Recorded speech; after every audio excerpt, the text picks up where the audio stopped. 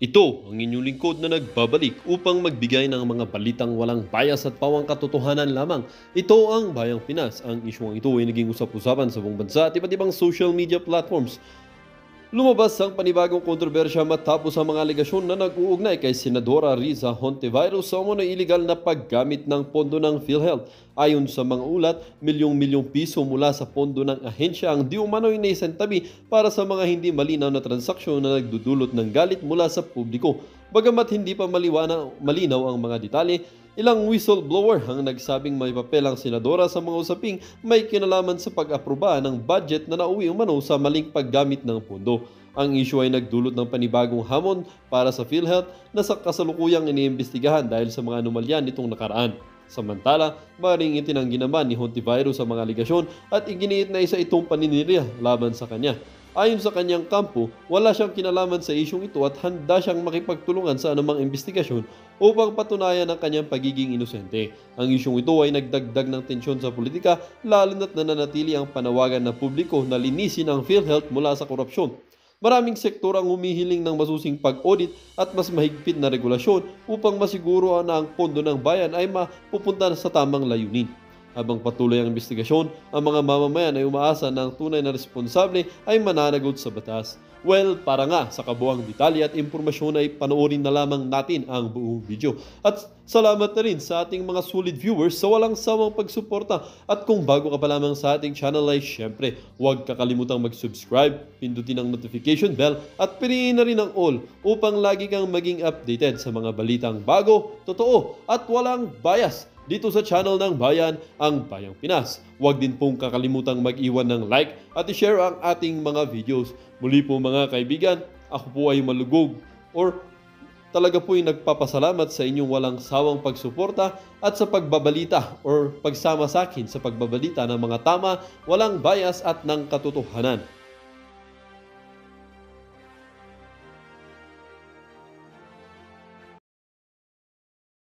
25 midterm election. Nung una talaga namang todo makabira itong mga walang yang senador na 'to.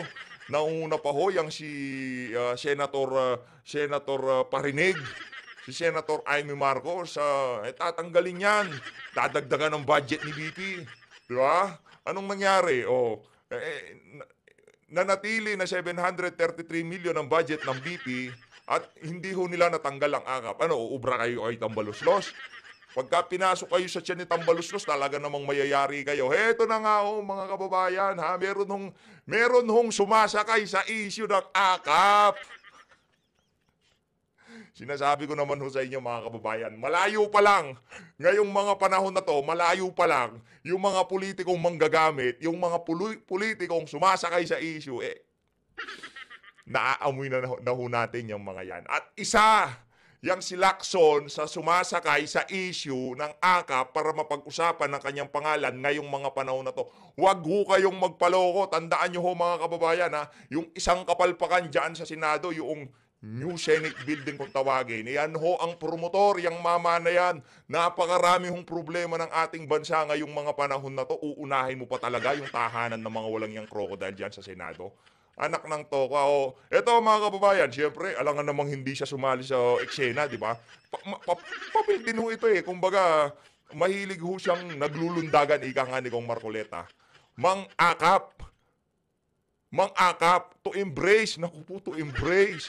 Senator and congressman can embrace each other all they want, but they cannot agree to share what is not theirs. They can only legislate, not implement government project like AKAP. Naku po, yari. Hindi nyo pala pwedeng i-implement. Paano ba yan, Brad? Paano ba yan? Yun ang libangan ng mga congressman at senador. Nagle-legislate na, nag-i-implement pa. Ang matindi ho dito, nag-iimbestiga na, nagpapakulong pa. Anong magagawa mo, Lacson? Trip, mga bangag ganyan yung mga nasa pamahalaan, trip nila yan. Nakita mo yung Tuadcom? Pulis na sila, korte na sila, abogado na sila na lahat. Kaya ngayon, dyan sa House of Representatives, mga kababayan, magle-legislate na sila, mag-i-implement pa sila. Ito, they should at least Be discreet when violating the Constitution. Anong discreet? Wala na, Brad. Bulgaran na to. Anong discreet? Wala nang, tatago pa ba yan? Kita nyo naman, yung nung in-interview tong si Tambaluslos, proud na proud ho siya. Noong, na-retain ho ang AKAP. Proud na proud ho yung mawalang hiya. Mantakin nyo yon. Ang ganito ho kasi yan. Yung AKAP na yan, di ba, ang dapat mag-disburse o mag-i-implement dyan sa AKAP na yan, ang DSWD. Ano bang magagawa nitong si Win Gatchalian pagka sinabi ni Tamba, si Congressman ganito, bigyan mo ng 5 bilyon. Si Congressman ganito, bigyan mo ng, yaan yung napagkasunduan namin para hindi sila bumaligtad sa akin. Marami hong nangyayaring hokus-pokus kababalagan ngayon dyan sa House of Representatives, mga kababayan. Maya't maya, meron hong loyalty check dyan. Kaya malamang sa malamang, hindi na ho talaga pwedeng tanggalin yan. Baka pagka wala nang makain yung mga congressman dyan sa House of Representatives, lapain ho nila yung si Tambaluslos. Ubus yung tiyan ni Tambaluslos kung sakali man. Eto ho mga kababayan, naku po, ito na nga ho ba sinasabi natin? Yung mga nagreklamo kanina kay PH Update, PH, nakalimutan mo si Atty. Vic Rodriguez. Pagka-check natin sa picture, nga, sabi ko wala si Atty. Vic. At least, special mention naman si Atty. Vic. Eto na ho mga kababayan. Kada video ho natin, talagang pinapaalala ho natin sa ating mga kababayan. Marami ho kasing nagkaka-amnesia ngayong mga panahon na to. Senator Christopher Bongo, number 1 yan. Senator Rodante Marcoleta, lahat ho yan number 1 ha. Walang number 2 dyan. Number 1 lahat. Marcoleta, tapos Senator Bato de la Rosa, Atty. JV Hinlo, Atty. Vic Rodriguez, palakpakan. Special mention yan kasi kanina di natin nasama dun sa uling video natin. Atty. Raul Lambino, Atty. Jimmy Bondok, Pastor Apollo Kibuloy, Philip Ipe Salvador, palakpakan. Yan ho ang, kung tawagin ho natin yan dito sa PH Update, Dream Team. Comment nyo ho sa baba, yes to Dream Team. Ayun na nga mga kababayan, ito na nga ho ba sinasabi natin. Rekta na ho tayo sa naging interview. Yung napanood nyo kanina, yung interview nitong si Senator Coco Pimentel dito kay Manong Ted Pailon. Malupit ho itong interview na to. Matindi ho yung balitaktakan dito sa interview na to. Game. Ay, una pala, ituloy ho muna natin. Para ma-refresh lang ang kaisipan ng ating mga kababayan kung gaano tayo pinagloloko nitong mga senador at congressman na to. Yung doon sa second to the last video natin, kesyo itong Senado daw at House of Representatives, tinuturuan daw ho nila ng leksyon ang PhilHealth. At punta na ho tayo sa pangalawang topic natin, PhilHealth, di ba? Siniro ho nila ang budget ng PhilHealth. Pakinggan ho natin. Ang isa sa pinakawalang hiya, pinaka-inutil at pinaka-walang kwentang senador ngayong mga panahon na to. Senator, sa bagay, tapos na nga naman ang termino, kaya magkupal na siya ng magkup. Sorry sa salita ha. Kahit na magkups na siya ng magkups, walang problema. Senator, Grace po, palakpakan ho natin ang pinaka-walang yung senador ngayong mga panahon na to. Game! I'm reminded of the saying that health is wealth. But I don't think, Mr. President, that we can use funds meant for health so that we will justify this, that we will generate wealth for the nation. Mr. President, the budget of the DOH has increased from last year. DOH. So it may not have been Mukha pa lang ni Grace po, nakakakita na ako ng chaching eh. Mukhang pera ka, madam. Mukha kang pera. Mukha kang pera eh. Alam mo yung sa 1,000 dati, yung babae, kamukha mo na yun eh. an item, for example, in particular for PhilHealth. Pero Yan yung mga politikong walang kabusugan. Nakikita ko lang, buti na lang di ka naging presidente, anak ng toka. Grabe, no? Siguro kung naging presidente ka, tatalunin mo si Pinoy sa pagiging inutil.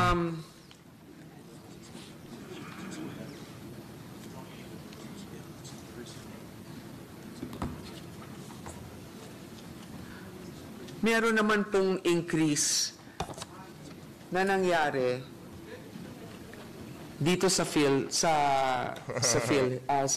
DOH from 241,602,000,000 in 2024, yung BICAM natin nasa 247,900,000,000.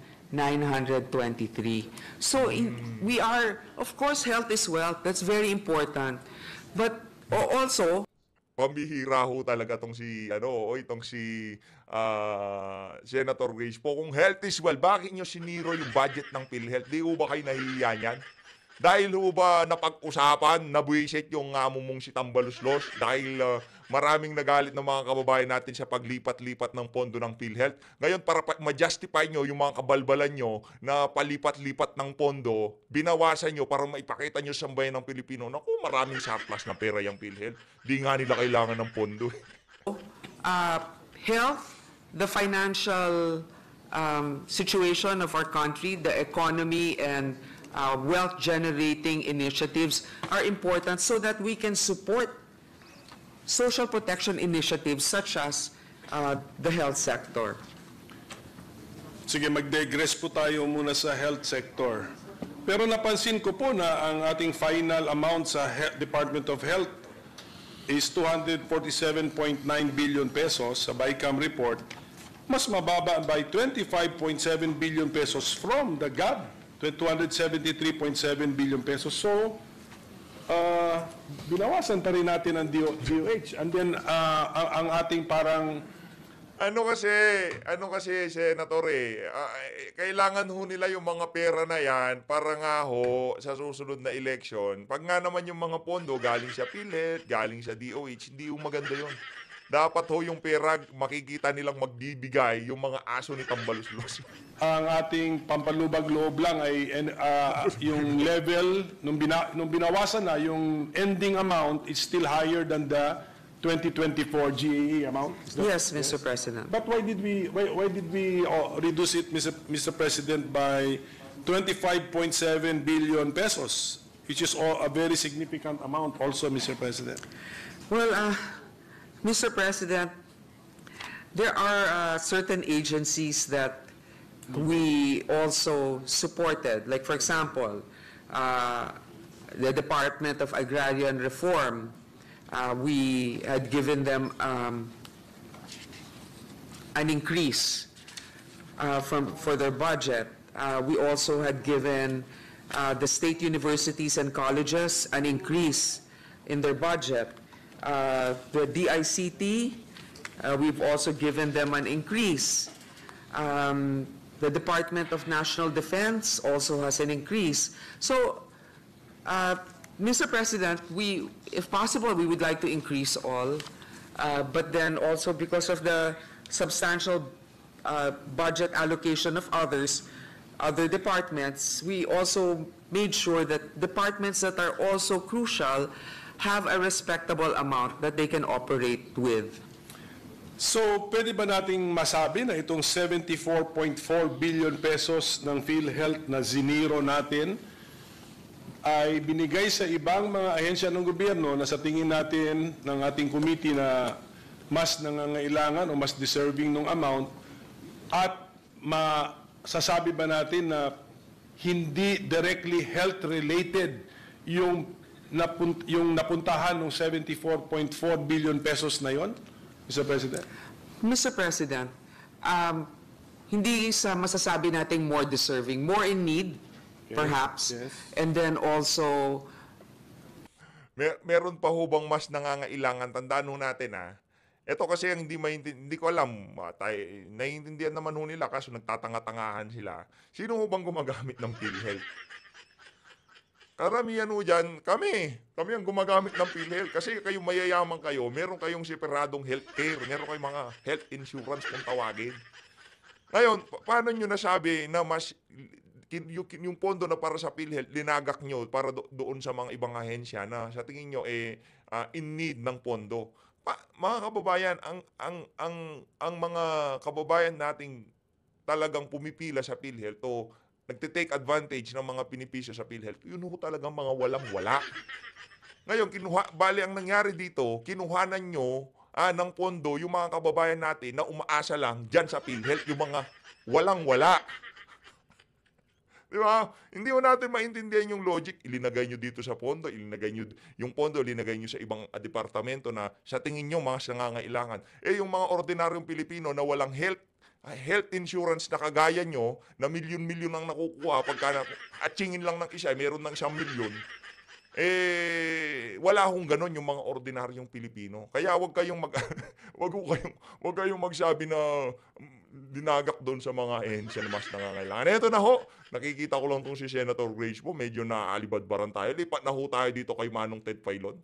Game. Daghang salamat po. Senator, ano ho nangyari? Kasi originally po naman sa version ng House at saka ng Senado, meron po namang subsidy for PhilHealth. And all of a sudden, nag-meeting po ang BICAM and nagharap-harap sila and then nagharap-harap ulit po sa Manila Hotel, bigla nang naging zero. Iyo. Yun ang Nangyari magandang doon. tanong. Kasi bakit nangyari yan? Kahit na dapat iniwanan nila ng halaga yan, kahit gusto nilang bawasan, iniwanan nila ng halaga na sang-ayon sa formula na nandun sa syntax law. May batas kasi na nagko-compute kung magkano dapat binibigay ng national government sa PhilHealth bilang subsidy. So dapat hindi bumabayan ng mga 50 plus billion pesos kung gusto man nila babaan. Ang ginawa nila, siniro eh. Grabe. Sino Siniro po ho itong talaga sila, yun. Senator?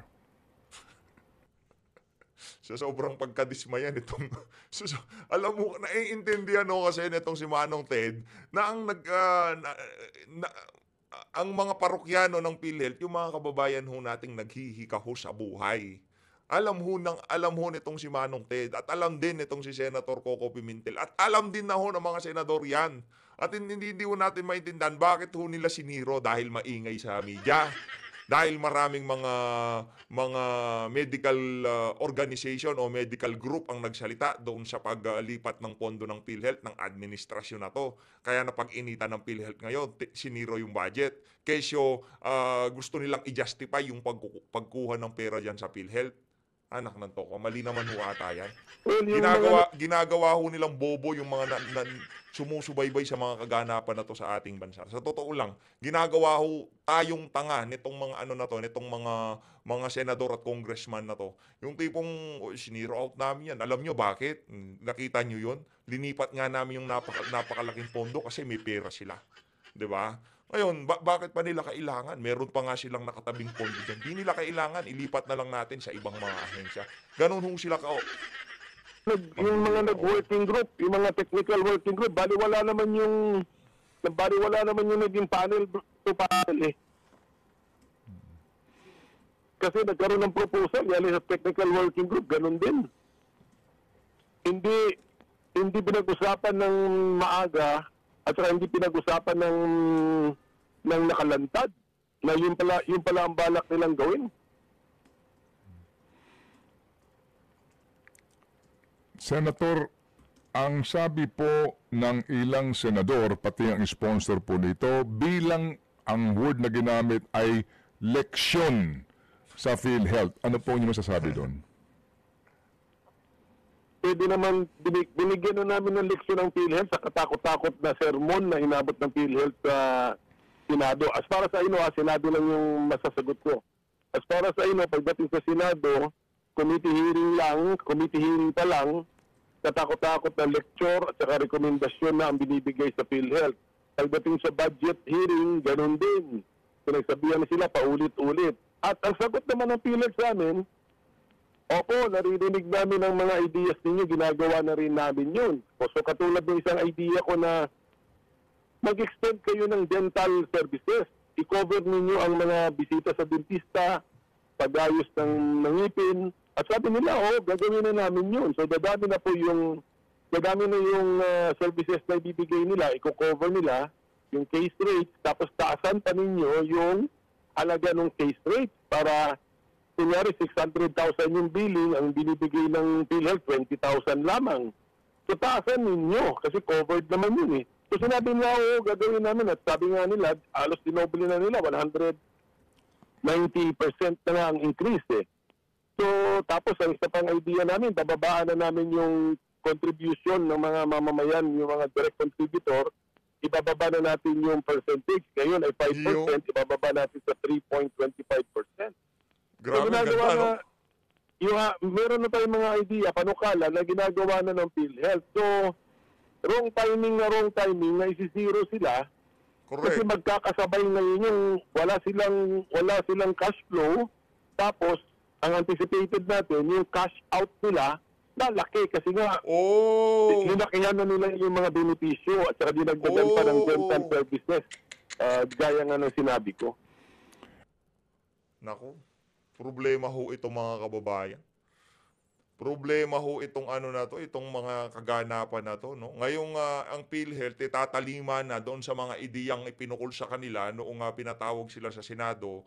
Ngayon pa babawasan, ngayon pa tinanggalan ng budget kung kailan na ngayon na susundin na nila, kumbaga pagagandahin din nila o dadagdagan na nila yung kanilang serbisyo at babawasan na yung kinukolekta para doon sa mga PhilHealth contributor, no? Naku, problema yan. Ano na naman bang mahikang hokus-pokus ginawa ni Tambaluslos dito? Ano ho ba ho ang masasabi nyo, Senator, doon sa katwiran na 600 billion ang kanilang, hindi ho ito actually, hindi ito surplus, sabi nga ni Ma'am Cielo Magno, ito ho ay reserve fund na iba daw ho naman ang kahulugan. And kahapon, sabi po ng taga PhilHealth, hindi yan 600 billion kung hindi 431 billion lamang. Correct. Alam mo, yung figure na yan, wala talagang makapagsabi kung magkano yan. Galaw ng galaw from 400 to 600 billion. Pero ako, ang gamitin kong figure ng PhilHealth kasi sila naman may hawak ng books nila eh.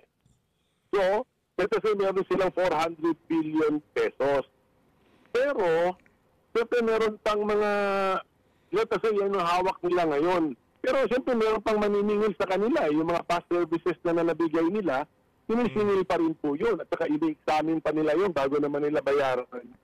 So, hindi totoo na hawak silang cash ngayon na 400 billion pesos. Yan ay free cash, free in the sense na pwede nilang gamitin sa type sa nila gustong gamitin. Hindi yan, kasi ang iba dyan, committed na. Tapos meron ng concept na insurance liability claim. So, pwede rin iba dyan ay kinocontest pa, pinaglalabanan pa kung dapat bang bayaran ng PhilHealth to hindi. So, dapat pabayaan na natin yung hawak ng PhilHealth na 400 billion pesos kasi iba naman itong topic natin. Ang topic natin, meron tayong sin tax law na sinabi natin na yung buwis na kinukolekta sa matatamis na inumin, sa alcohol at saka sa mga sigarilyo at saka vape products, ang parte nun, kailangan ibigay sa PhilHealth. So, dapat sinusunod yung batas na yun kahit na magkano pa man ang hawak na cash ng PhilHealth. Kasi ibang mandato yun eh. Yung pag-collect. Naku. Yung mga pondo na yun, nakolekta na yun. Nakolekta na ho ng BIR yun. Nakolekta na ho sa mga serbesa, sa mga yosi, sa mga vape products. Nakolekta na ho yun. Nasa kaban na ng sambayanan nyo. Ngayon, meron ho palang batas na kung saan porsyon ng kita ng pamahalaan doon sa mga makakasalanang produkto na yun. Di ba? Ang porsyon nun, dapat ibigay kung saan dapat mapunta. Kaso ang ginawa ko ng mga matatalinong congressman at senador, naku, ilagay natin yan doon sa kung saan na tayo ang pwedeng mamigay. Gawin nating ayuda. So, ng buwis at agreement sa PhilHealth, ibang mandato yun. Iba yun. Senator, ano ho ang implikasyon nito na nag-zero Lungkot. national government subsidy sa PhilHealth sa usapin number 1 doon sa contribution ng mga indirect members, number 2 doon sa binabanggit nyo, natataasan na po yung case rate na binabanggit nyo, pati ilan pang mga serbisyo na ibibigay po ng PhilHealth sa mga miyembro?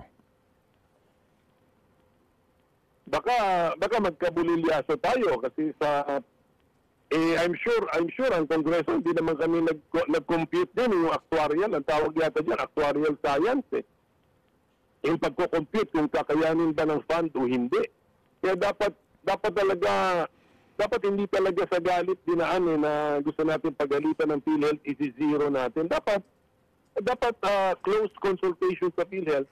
Magkano ang pinaka-minimum na kaya ninyong i-absorb para hindi masira yung mga plano ninyo? Ganun yun, kasi marami na nga silang plano. Dinoble nga nila yung case rate. Dinagdagan pa. May dental services at meron pa yata yung konsulta. Yung pupunta ka sa clinic, pagkukonsulta ka lang sa doktor, hindi ka naman kailangan na ma-confine sa hospital, pwede na yun i-charge sa PhilHealth. So, bagong feature na naman yun. So, dapat talaga malapitang konsultasyon with PhilHealth yan bago ginalaw yung 74.4 billion pesos na proposal ng administration na ito. Kasi yung 74 billion pesos na yun, galing sa NEP yun eh. Proposal yan ng administration na ito. So ano pong implikasyon nun? Magkaroon kaya ng katwiran ng PhilHealth ngayon? Una, na hindi makakolekta ng contribution for indirect members that will result na hindi natutuparin ang kanilang mga ipinangakong pagbabago? Huwag nilang gawin yun. Makakasuhan sila dyan. Pero kailangan bumalik sila sa drawing board at mag-computation sila. Pakita nila ulit sa amin na dapat naman yung 400 billion din ay hindi rin naman natin nakikitang natutulog lang sa habang panahon tulog. So dapat pakita rin nila na ginagamit din nila yun. Opo. Pero again, the implication po nito, ito pong kawalan ng subsidy ngayon, ano ang implikasyon nito para doon sa mga supposed to be nga po indirect members na siyang pinagkukunan po ng kanilang contribution? Dapat wala. Pero tama yun kasi magkakaroon nga ng duda. Pero dapat wala. Kasi una sa lahat, yung mga indirect members, nabayaran naman yung kanilang mga premium contribution sa mga nakaraang panahon eh. Nabayaran na yun. So, wala naman tayong rule na pag nakamiss ka ng isang taon, hindi ka na covered. Kasi meron tayong mandato na universal coverage. Nasa batas yun. Kaya binabayaran ng national government yung premium. Pero ano yun, parang nagko-compute tayo na ang cover dito ilang milyon pero sa computation lang yon, yung million ang covered sa computation lang ng subsidy. Pero dapat sa pag-function ng PhilHealth, lahat ng Pilipino covered, lahat. So dapat hindi maapektuhan ha. Kung may insidente na ginamit yun, sabihan ka agad ng mga mambabatas para mauna ang PhilHealth at wag gawin ng PhilHealth yun at kaya makakasuhan sila. Okay. Kung ganyan po na zero allocation na ng subsidiya from the national government, yung sinasabi po ninyo na koleksyon sa sin tax law natin, saan kaya dadalhin? May magandang tanong. Napakagandang tanong. Saan nga dadalhin? Kasi nga, nung kinompute yung 74.4 billion pesos, 53 billion dun, yung computation na koleksyon na, hindi to koleksyon sa future, na-kolekta na. So 53 billion, tama po yun, na saan nga pupunta yun? Kaya tinanong ko yan na Ted sa interpellation at ang sagot sa akin in writing na lang kasi siyempre hindi naman din memorize kung saan dinala yun. Pero ang isang na-establish natin dun, nadala yung pera pang health sana para sa PhilHealth napunta sa non-health. Kasi ang pinakatumaas na budget ay DPWH eh. So infrastructure 'yun. Is that lawful?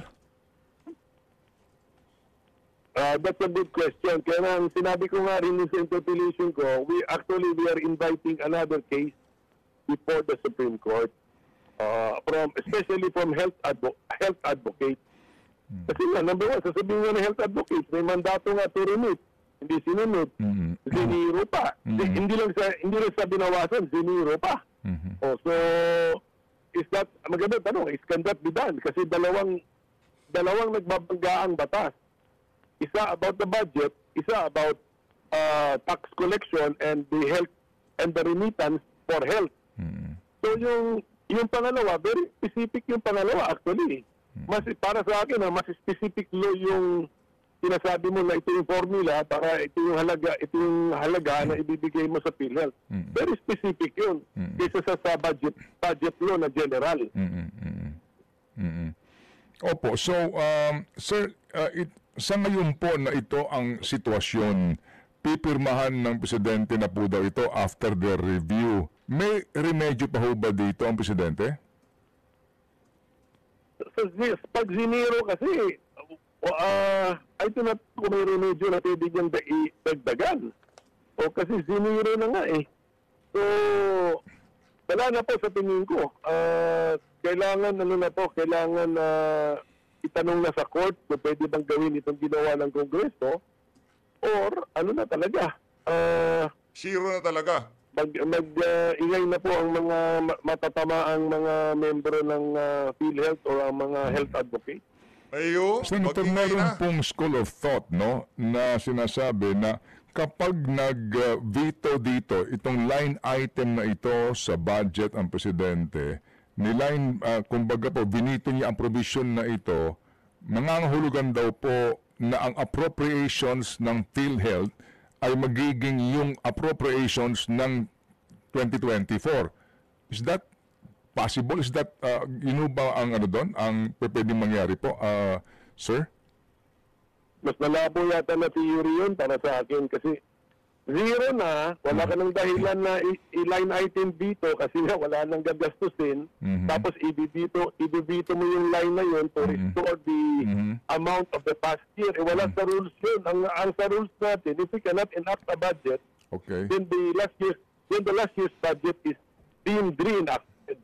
But ito kasi we are able to enact the budget except that zero yung isang line. Siguro nga, I think ito nabigla ko lang naisip ko, Ted, no? I think this is the better theory.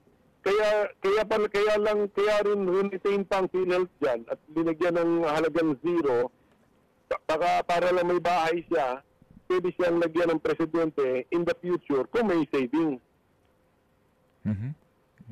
Galing sa iba. Kung may savings galing sa ibang item. Opo, kung may savings, pwede po na ponduhan niya bilang subsidy yung PhilHealth. Sa tingin ko, pwede. Pero